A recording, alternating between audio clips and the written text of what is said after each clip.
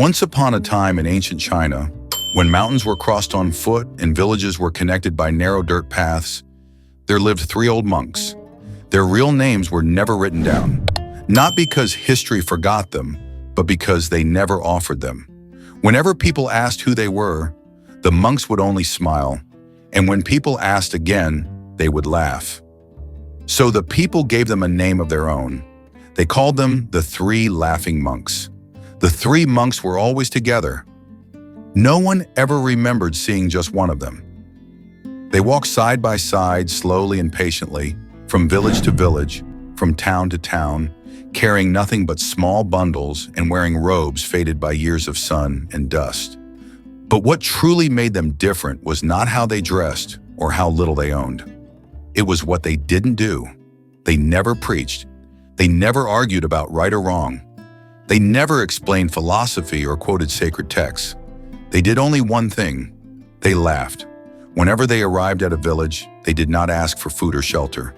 They walked straight to the main square, the place where life gathered near the well, the market stalls, the open ground where people passed each other every day without truly seeing one another. They would stand there quietly for a moment. Then, without warning, they would begin to laugh.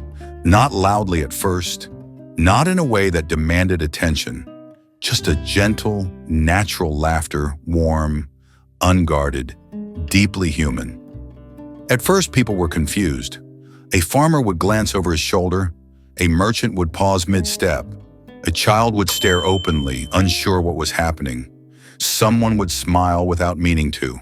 Another would chuckle, then another, and slowly something remarkable would happen. Laughter would spread. It moved like a ripple through water, one person catching it from another. Soon the entire square would be filled with laughter. Farmers, merchants, children, elders, people who had come carrying worries, debts, grief, and exhaustion, all laughing together without knowing exactly why. For a few precious moments, no one thought about tomorrow. No one remembered yesterday. No one carried their burdens. There was only laughter. And when the laughter reached its peak, when the air itself seemed lighter, the three monks would simply bow and walk away. They never waited for thanks. They never explained the meaning. Their laughter was their prayer. Their laughter was their teaching. Word of the three laughing monks spread across China. People spoke of them with affection and wonder. Many said they had never seen spiritual teachers like them before and never would again. Some believed they had discovered a great truth. Others believed they had uncovered a cosmic joke hidden at the heart of life itself. Whatever the reason, one thing was certain. Wherever the monks went, people felt lighter after they left. For many years, they traveled like this, spreading joy wherever they went until one cold morning in a small village in the northern province, everything changed. As the monks approached the village, one of them suddenly stumbled. Before the other two could reach him, he collapsed onto the frozen ground. By the time they knelt beside him, he had already died. The news spread quickly. Villagers dropped their tools. Farmers left their fields.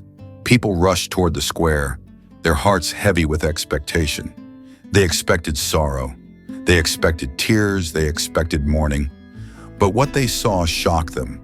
The two remaining monks were laughing. Not softly, not politely. They were laughing even harder than before. The crowd froze in disbelief.